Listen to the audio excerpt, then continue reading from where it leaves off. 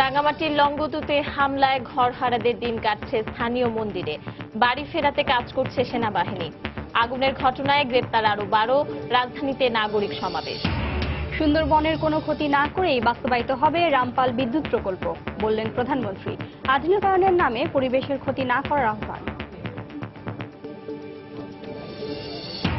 এবং পাহাড়ি ঢল ও টানা বর্ষণে মৌলভীবাজারে বাঁধ ভেঙে 25টি গ্রাম প্লাবিত। তলিয়ে গেছে সহস্রাধিক হেক্টর জমির ফসল। ক্ষতিগ্রস্ত কয়েক হাজার মানুষ।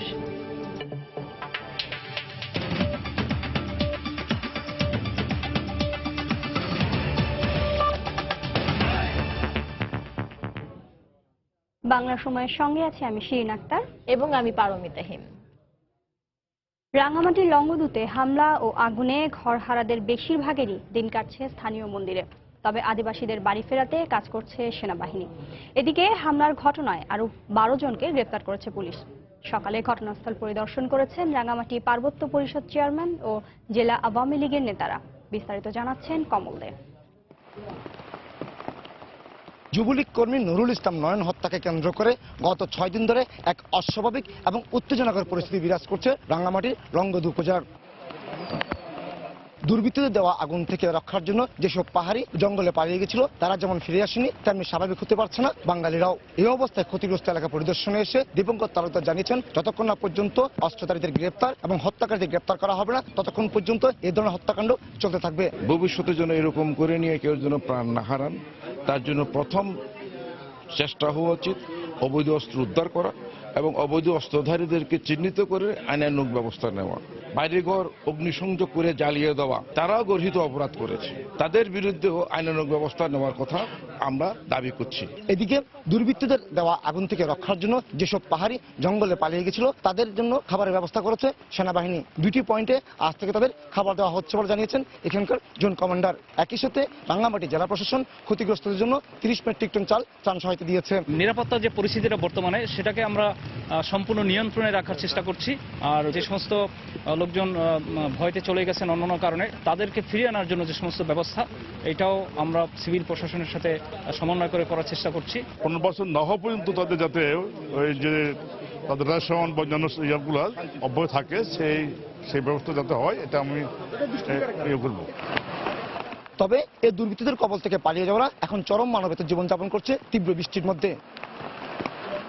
খোলা আকাশের নিচে এবং বিভিন্ন মন্দির ও জঙ্গলে আশ্রয় নিয়ে এখনো পালিয়ে রয়েছে তারা। নিরাপত্তা নিশ্চিত না হয় এখনো এলাকায় ফিরতে পারছে না। রাঙ্গামাটির লংগদু থেকে কমল দে, সময় সংবাদ। এদিকে রাঙ্গামাটির লংগদুতে আদিবাসীদের গ্রামে হামলা ও অগ্নিসংযোগের ঘটনায় জড়িতদের গ্রেপ্তার ও কঠোর শাস্তির দাবি জানিয়েছে নাগরিক সমাজ। সকালে রাজধানীতে এক নাগরিক সমাবেশে এ দাবি জানানো হয়। আদিবাসীদের মানবাধিকার নিশ্চিতের দাবি জানান তারা। এছাড়া ক্ষতিগ্রস্তদের ক্ষতিপূরণ ও বাড়িঘর নির্মাণ করে দিতে সরকারের প্রতি আহ্বান জানান নাগরিক প্রতিনিধিরা। 1 জুন লংগদু উপজেলার ইউনিয়ন পর্যায়ের এক যুবলীগ কর্মীর লাশ পাওয়া যায়। পরের দিন শুক্রবার তার লাশ নিয়ে মিছিল করে লংগদু উপজেলা সদরের 4টি গ্রামে অন্তত 250 আদিবাসীর ঘরবাড়ি পুড়িয়ে দেওয়া হয়। এ ঘটনার ধারাবাহিক প্রতিবাদের অংশ হিসেবে রোববার সকালে রাজধানীর শাহবাগে জাতীয় জাদুঘরের সামনে এক নাগরিক প্রতিবাদ সমাবেশে যোগ দেন সমাজের বিভিন্ন স্তরের মানুষ। ছিলেন পার্বত্য 3 জেলার আদিবাসীরাও। এ ঘটনাকে পাহাড়িদের উপর বহুদিনের ধারাবাহিক নির্যাতন ও অত্যাচারের অংশ বলে মনে করেন বক্তারা। আজকে যদি একজন আদিবাসী ভাই মারা যেত বা বোন, আমরা তো সেটা প্রায়শই দেখছি গণমাধ্যমের কৃপায়, কিন্তু আমরা কি দেখি যে তারা যে বাঙালিদের গ্রাম পুড়িয়ে দিয়েছে? আমরা তো সেটা দেখি না। বিভিন্ন সময়ে পাহাড়ে সমতলে যেখানেই আদিবাসীদের উপরে হামলা হয়, তার পেছনে একটা বড় কারণ থাকে, তাদেরকে ভূমি থেকে উচ্ছেদ। স্থানীয় প্রশাসনের উদাসীনতাকে দায়ী করে মদতদাতাদের বিরুদ্ধে ব্যবস্থা নিতে সরকারের প্রতি আহ্বান জানান তারা। রাষ্ট্রীয় মদদে, প্রশাসনের সহযোগিতায়, পুলিশের উপস্থিতিতে মানুষের বাড়িঘরে আগুন জ্বালিয়ে দিয়ে, বাড়িঘর ছাড়খাড় করিয়ে দিয়ে এটা মানবাধিকার লঙ্ঘন করা হয়েছে। আজকে সরকারি দলের ব্যানারে, সরকারি অনুষ্ঠানের ব্যানারে আজকে তারা এই সুযোগটা নিচ্ছে। এই সুযোগটা কারা দিচ্ছে? এটা আজকে বের করে এখানে বিচার বিভাগীয় তদন্ত কমিটি হওয়া উচিত। সমাবেশ শেষে একটি বিক্ষোভ মিছিল শাহবাগ এলাকা প্রদক্ষিণ করে। শাকিলা শারমিন, সময় সংবাদ, ঢাকা। এদিকে লংগদুতে ভাঙচুর ও অগ্নিসংযোগের প্রতিবাদে দেশের বিভিন্ন স্থানে মানববন্ধন ও বিক্ষোভ সমাবেশ করেছে আদিবাসীরা। রাজশাহীতে নগরীর সাহেববাজার 0 পয়েন্টে মানববন্ধন ও প্রতিবাদ সমাবেশ করে আদিবাসী পরিষদ। সমাবেশে একাত্মতা প্রকাশ করে নগরীর বিভিন্ন শিক্ষা প্রতিষ্ঠানের শিক্ষার্থী ও স্বেচ্ছাসেবী সংগঠন অংশ নেয়।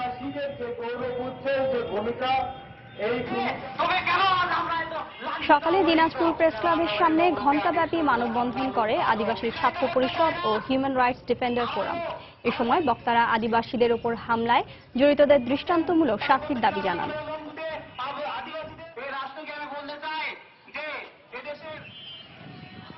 দুপুরে ঠাকুরগাঁও কোর্ট চত্বর থেকে জাতীয় আদিবাসী পরিষদের উদ্যোগে বিক্ষোভ মিছিল বের করা হয়। মিছিলটি বিভিন্ন সড়ক প্রদক্ষিণ করে পরে সমবায় মার্কেটের সামনে মানববন্ধন করে সংগঠনটি।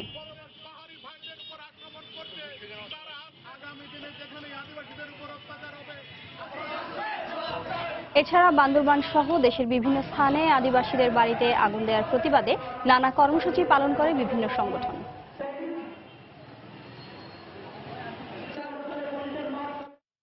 লংগদুর ঘটনায় জড়িত সবাইকে আইনের আওতায় আনা হবে বলে জানিয়েছেন স্বরাষ্ট্রমন্ত্রী আসাদুজ্জামান খান কামাল। দুপুরে সচিবালয়ে সাংবাদিকদের তিনি কথা বলেন। তিনি জানান, হলি আর্টিজানে হামলার ঘটনার চার্জশিট যে কোনো দিন দেয়া হবে। অজ্ঞাতনামা 300 জনের নামে মামলা হয়েছে এবং এদেরকে ধরার প্রক্রিয়া আমাদের চলছে। আমাদের পুলিশ কয়েকটা টিমে ভাগ হয়ে এদেরকে ধরার প্রচেষ্টা চালিয়ে যাচ্ছে, আরো বাকি কয়েকজনকে। তা আমরা আশা করি এই যে কয়জন এর সঙ্গে সম্পৃক্ত ছিল সবাইকে আমরা ধরতে পারবো। এসএমজি আসছে, এখানে গ্রেনেড পাওয়া গিয়েছে, এখানে পিস্তল পাওয়া গিয়েছে, এখানে বেশ কিছু ডিভাইস পাওয়া গিয়েছে। তো এগুলি নিশ্চয়ই কোনো ধ্বংস কিংবা কোনো ষড়যন্ত্রের একটা প্রচেষ্টা চলছিল, সেইটা আমরা মনে করছি। তো এটার পূর্ণাঙ্গ তদন্তের পরেই আমরা বলতে পারবো যে কিভাবে এগুলি আসছে আমাদের দেশে, কিভাবে কারা এর সঙ্গে সম্পৃক্ত। এটা আমরা তদন্তের পরে আপনাদের সবাইকে আমরা জানাবো। বাংলার সময় আরো থাকছে। নারায়ণগঞ্জের রূপগঞ্জ থেকে অস্ত্র ও গোলাবারুদ উদ্ধারের ঘটনায় গ্রেপ্তার 5 জন 8 দিন করে রিমান্ডে।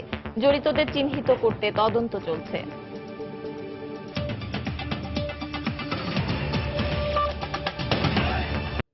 প্রধানমন্ত্রী শেখ হাসিনা বলেছেন, সুন্দরবনের যাতে কোনো ক্ষতি না হয় সেদিকে বিশেষ লক্ষ্য রেখেই প্রকল্প গ্রহণ করা হবে। রাজধানীর বঙ্গবন্ধু আন্তর্জাতিক সম্মেলন কেন্দ্রে বিশ্ব পরিবেশ দিবস ও জাতীয় বৃক্ষ মেলার উদ্বোধনী অনুষ্ঠানে একথা বলেন তিনি। আধুনিকায়নের নামে পরিবেশের যাতে ক্ষতি না হয় সেদিকে লক্ষ্য রাখারও আহ্বান জানান প্রধানমন্ত্রী। তিনি বলেন, শিল্প মালিকদের পানি ও পরিবেশ দূষণ রোধে আধুনিক প্রযুক্তি ব্যবহার করতে হবে। প্রকৃতি ও পরিবেশ সংরক্ষণে জনসচেতনতা ও জনসম্পৃক্ততা বাড়াতে রাজধানীর বঙ্গবন্ধু আন্তর্জাতিক সম্মেলন কেন্দ্রে উদ্বোধন করা হয় বিশ্ব পরিবেশ দিবস ও জাতীয় বৃক্ষরোপণ অভিযান। পরিবেশ রক্ষায় বিশেষ অবদানের জন্য পরিবেশ পদক, বৃক্ষরোপণের প্রধানমন্ত্রীর পদক, Bangabandhu award for wild life conservation তুলে দেন প্রধানমন্ত্রী শেখ হাসিনা। তিনি বলেন, আধুনিকায়নের ফলে পরিবেশের যেন ক্ষতি না হয় সেদিকে লক্ষ্য রেখেই পরিকল্পনা নিতে হবে। নগরায়ন আমাদের প্রয়োজন আছে, কারণ গ্রাম বাংলার মানুষ যারা বাস করে তারাও নাগরিক সুবিধা পাক, নগরায়নের সব রকম সুযোগ সুবিধা তারা পাক, সেটাও যেমন আমরা চাই, আবার প্রাকৃতিক ভারসাম্যটাও যেন বজায় থাকে সেদিকেও আমাদের বিশেষভাবে দৃষ্টি দেওয়া প্রয়োজন বলে আমি মনে করি। সেই কারণেই আমাদের প্রতিটি ক্ষেত্রে পরিকল্পিতভাবে পদক্ষেপ নিতে হবে। বর্তমান সরকার পরিবেশ সুরক্ষায় নানা পদক্ষেপ নিচ্ছে উল্লেখ করে প্রধানমন্ত্রী বলেন, সুন্দরবনের যেন ক্ষতি না হয় সেদিকে লক্ষ্য রেখেই সব প্রকল্প নেওয়া হচ্ছে। সুন্দরবন এটা আমাদের একটা ঐতিহ্য, শুধু তাই না, সুন্দরবনের কারণে কিন্তু বাংলাদেশ টিকে আছে। কিন্তু এই সুন্দরবন আরো যাতে বৃদ্ধি পায় তার জন্য আর্টিফিশিয়ালি ম্যানগ্রোভ করার উদ্যোগ ইতিমধ্যেই আমরা নিয়েছি এবং সমস্ত উপকূলীয় অঞ্চলগুলিতে এটা যেন আরো বিস্তৃত ঘটে সেই এর বিস্তার ঘটাবার জন্য ইতিমধ্যে নির্দেশনা দেওয়া আছে এবং আমরা সুন্দরবনের জীববৈচিত্র্য রক্ষার বিভিন্ন পদক্ষেপ আমরা নিয়েছি। যে কোনো প্রকল্প আমরা নেই না কেন, অন্তত আমাদের এই সুন্দরবন যেন ক্ষতিগ্রস্ত না হয় সেদিকে বিশেষ দৃষ্টি দিয়েই কিন্তু আমরা আমাদের প্রকল্প গ্রহণ করি। এরপর বঙ্গবন্ধু আন্তর্জাতিক সম্মেলন কেন্দ্রের প্রাঙ্গণে একটি গাছের চারা রোপণ করে শেরেবাংলা নগরে বঙ্গবন্ধু আন্তর্জাতিক সম্মেলন কেন্দ্রের সংলগ্ন মাঠে বৃক্ষ মেলার উদ্বোধন করেন প্রধানমন্ত্রী। ফেরদৌস লিপি, সময় সংবাদ, ঢাকা। উজান থেকে নেমে আসা পাহাড়ি ঢল ও অতিবর্ষণে মৌলভীবাজারের ধলাই নদীর বাঁধ ভেঙে অন্তত 25টি গ্রাম প্লাবিত হয়েছে। তলিয়ে গেছে অন্তত 1500 হেক্টর জমির ফসল। এই অবস্থায় দেখা দিয়েছে খাবার ও বিশুদ্ধ খাবার পানির সংকট। এদিকে ক্ষতিগ্রস্তদের সহায়তার আশ্বাস দিয়েছেন উপজেলা নির্বাহী কর্মকর্তা। মৌলভীবাজার থেকে শাহ ওলিদুর রহমানের তথ্য ও ছবি নিয়ে ডেস্ক রিপোর্ট। উজান থেকে নেমে আসা পাহাড়ি ঢলে নদীরক্ষা বাঁধ ভেঙে তলিয়ে যাচ্ছে গ্রামের পর গ্রাম। রোববার ভোর থেকে দুপুর পর্যন্ত কমলগঞ্জ উপজেলার ধলাই নদীর প্রতিরক্ষা বাঁধের বিভিন্ন এলাকার 3টি স্থানে ভাঙন দেখা দেয়। এতে উপজেলার আদমপুর, ইসলামপুর ও পতনুষা ইউনিয়নের অন্তত 25টি গ্রামে পানি ঢুকে পড়ে। ঘরবাড়ি ছেড়ে অনেকে নদীরক্ষা বাঁধের ওপর আশ্রয় নিয়েছেন। পানি ঢুকে পড়েছে দোকানপাট ও শিক্ষা প্রতিষ্ঠানেও। এ অবস্থায় দেখা দিয়েছে খাবার ও বিশুদ্ধ পানির সংকট। চণ্ডীপুর, সামারগাঁও এরকম 8-10টা গ্রাম বন্যা পানিতে প্লাবিত হয়েছে। ফসল, ধান ক্ষেত সবকিছু ক্ষয়ক্ষতি ভাঙছে। ভাঙ্গার পরে পানি সব গড়ে উঠছে। 10-15 পরিবার রাস্তার মধ্যে উঠে গেছে। যা আশেপাশে পানি ঘর দুয়ার সব ভাঙ্গে লিয়া গেছে। বানুন দিছেন না, কোনো কিচ্ছু করছেন না। লইয়া কইলে তারা আহালি দিবা, বান দিবা। একবার আইসেন, আইয়া গেছেন, গিয়া আর আইসেন না। ক্ষতিগ্রস্তদের তালিকা তৈরি করে সহায়তা দেওয়া হবে বলে জানিয়েছেন উপজেলা নির্বাহী কর্মকর্তা। ইসলামপুর পৌরসভা এবং পতনুষান থেকে খবর পেয়েছি। আমি কয়েকটা জায়গায় ভিজিটও করেছি। বেশ কিছু বাড়িঘরে পানি উঠেছে এবং ফসলেরও ক্ষতি হয়েছে। আমরা ইতিমধ্যে আমি জেলা প্রশাসক মহোদয়ের সাথে কথা বলেছি এবং আমরা তাদেরকে, যারা বন্যায় ক্ষতিগ্রস্ত হয়েছে, যাদের ফসলের ক্ষতি হয়েছে, তাদেরকে আমরা প্রশাসনের পক্ষ থেকে সহযোগিতা করব। কৃষি বিভাগের দেয়া তথ্য অনুযায়ী বাঁধ ভেঙে প্রায় 500 হেক্টর জমির আমন এবং 1000 হেক্টর জমির রবি শস্য পানিতে তলিয়ে গেছে। সময় সংবাদ, মৌলভীবাজার। নারায়ণগঞ্জের রূপগঞ্জ থেকে অস্ত্র ও গোলাবারুদ উদ্ধারের ঘটনায় গ্রেপ্তার 5 জনকে 8 দিন করে রিমান্ড দিয়েছেন আদালত। দুপুরে জেলা জুডিশিয়াল ম্যাজিস্ট্রেট মেহেদি হাসান তাদের রিমান্ড মঞ্জুর করেন। এর আগে শরীফ ও মুরাদ সহ গ্রেপ্তার 5 জনকে আদালতে হাজির করে 10 দিন করে রিমান্ড আবেদন করে পুলিশ। শুনানি শেষে 8 দিন করে রিমান্ড আবেদন মঞ্জুর করেন বিচারক। 1 জুন মধ্যরাত থেকে শনিবার পর্যন্ত রূপগঞ্জের পূর্বাচলে একটি ডোবা থেকে 21টি ব্যাগে মেশিন গান, হ্যান্ড গ্রেনেড ও রকেট লঞ্চার সহ বিপুল পরিমাণ অস্ত্র ও গোলাবারুদ উদ্ধার করা হয়। এই ঘটনায় শরীফ সহ 4 জনকে আটক করে পুলিশ। আটককৃতদের দেয়া তথ্য মতে শীতলক্ষা নদী সহ বিভিন্ন স্থান থেকে আরো 13টি অস্ত্র উদ্ধার করা হয়। পরে তাদের সহযোগী মুরাদ নামে আরো একজনকে আটক করে পুলিশ। সকালে আটককৃতদের রূপগঞ্জ থানায় অস্ত্র ও বিস্ফোরক আইনের মামলায় গ্রেপ্তার দেখানো হয়। বাংলার সময় আরো থাকছে। কাজ শেষ হওয়ার আগেই খুলনা আধুনিক রেল স্টেশনের প্ল্যাটফর্মের ছাদে ফাটল। কাজের মান নিয়ে প্রশ্ন। জড়িতদের বিরুদ্ধে ব্যবস্থা নেবে রেলওয়ে কর্তৃপক্ষ।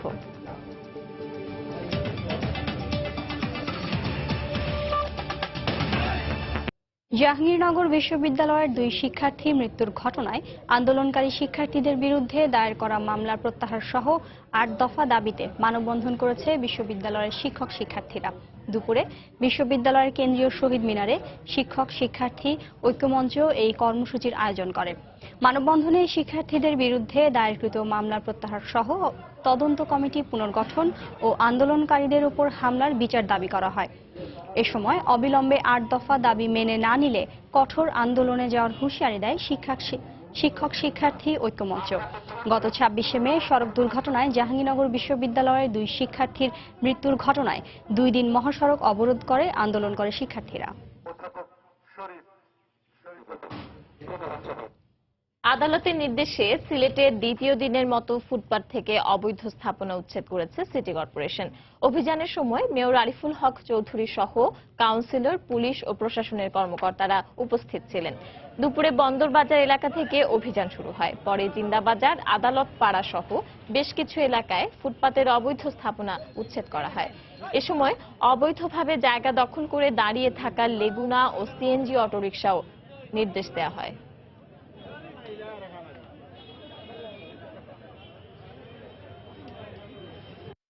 সরকাররা ওঠার পরে এখন দেখা যাচ্ছে লেগুনা আর পোর্ট স্টক এসে ওনারা যেমন একটা, তাই আমি একটু আমার কর্মকর্তা আমার পরিষদের সদস্য নিয়ে আমরা একটু যাতে এটা বহুদিনের একটা পুরনো অভ্যাস, এই অভ্যাসটা তো পরিবর্তন করতে হলে একটু এজন্য আমরা জনসচেতনতা করার লাগি মানুষের মধ্যে একটা সবাই একটা সম্মিলিত যে এটা আমাদের প্রয়োজনে আমরা রাস্তাটা পরিষ্কার রাখা উচিত।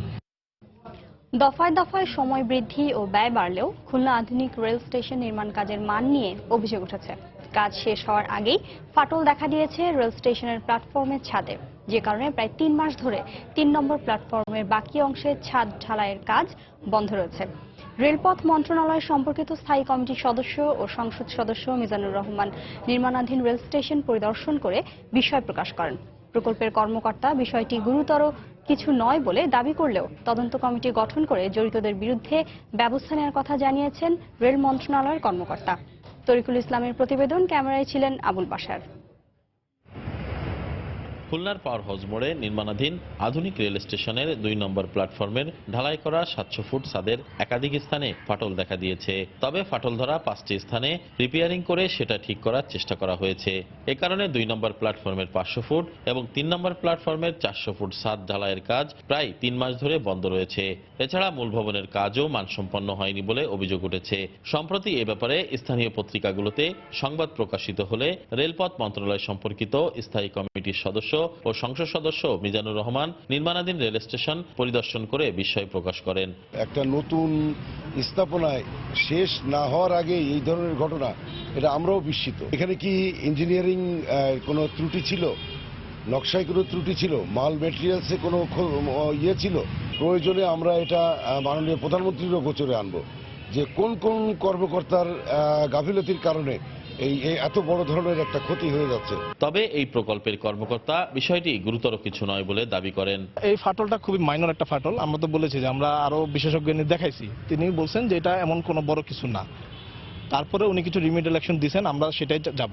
রেল মন্ত্রণালয়ের কর্মকর্তা এ ব্যাপারে তদন্ত কমিটি গঠন করে জড়িতদের বিরুদ্ধে ব্যবস্থা গ্রহণের আশ্বাস দিয়েছেন। কমিটি এটা আইডেন্টিফাই করবে, চিহ্নিত করবে যে সমস্যাটা কোথায় ছিল। তো সেই সমস্যার জন্য যারা দায়ী তাদের বিরুদ্ধে আইনগতভাবে যে ব্যবস্থা নেওয়া যায় সেটা আমরা নেব এবং এটা সংশোধনের জন্য যে প্রক্রিয়াটা উপযুক্ত হবে সেই প্রক্রিয়া আমরা অনুসরণ করব। 2015 সালের এপ্রিলে শুরু হওয়া 59 কোটি টাকা ব্যয়ে খুলনা আধুনিক রেল স্টেশন নির্মাণ কাজ বাস্তবায়ন করছে তমা কনস্ট্রাকশন নামে ঢাকার একটি ঠিকাদারি প্রতিষ্ঠান। তরিকুল ইসলাম, সময় সংবাদ, খুলনা। আবহাওয়া অনুকূলে থাকায় পিরোজপুরে লিচুর বাম্পার ফলন হয়েছে। এতে অন্যান্য বছরের তুলনায় বেশি লাভবান হয়েছেন এলাকার অসংখ্য চাষি। তারা জানান, জামালপুর জেলায় এবছর 340 হেক্টর জমিতে বিভিন্ন জাতের লিচু চাষ করা হয়। সবচেয়ে বেশি লিচুর বাগান করা হয় শ্রীরামপুর উপজেলায়। ফরমালিন ও রাসায়নিক মুক্ত হওয়ায় এখানকার লিচুর চাহিদা পুরো দেশ জুড়েই। তাই অল্প খরচে বেশি লাভ হওয়ায় এ চাষে আগ্রহ বাড়ছে অনেকের। আর প্রকৃতিও নিরাশ করেনি তাদের। চলতি বছর আবহাওয়া অনুকূলে থাকায় বাম্পার ফলন হয়েছে জেলায়, আর এতে লাভবান হয়েছেন চাষিরা।